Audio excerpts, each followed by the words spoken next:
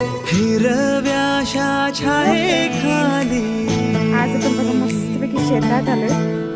आभाळाच्या मायेखाली काजूची झाडं बघा किती सुंदर अशी काजूची बाग. हिरव्याशा छायेखाली आभाळाच्या मायेखाली जिव्हाळ्याची साद घाली रे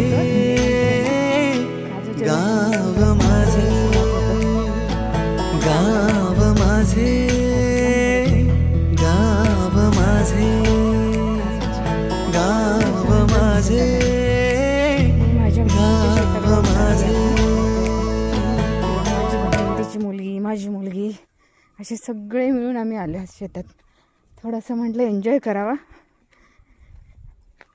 सुट्टी आहे तोपर्यंत शेताकडं आलोय थोडं शेतातलं बघायला. वा बघा ना कसलं सुंदर वाटतं. शेत ते शेतच असतं, गाव ते गावच असतं. वर्षातून एखादा महिना गावाकडे राहण्यात खरंच खूप मजा असते.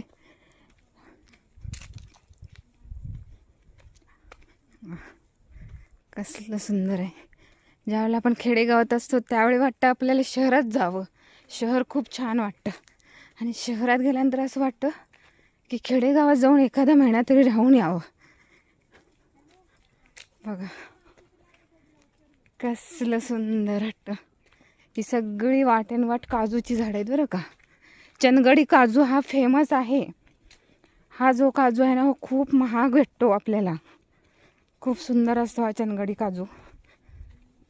ही काजूची झाडं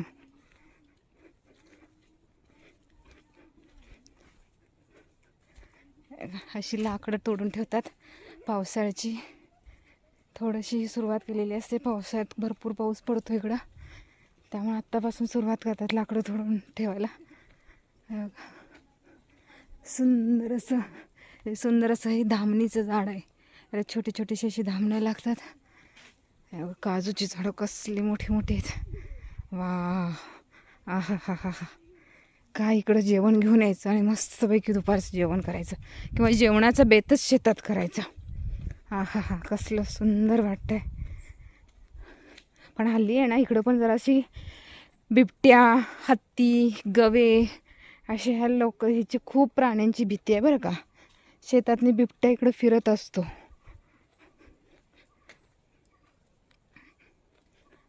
कसलं सुंदर हे काजूचं झाड आहे. हे आता गवतं पण कापायचे. हे गवत कापलं जातं. गवत वाळल्यानंतर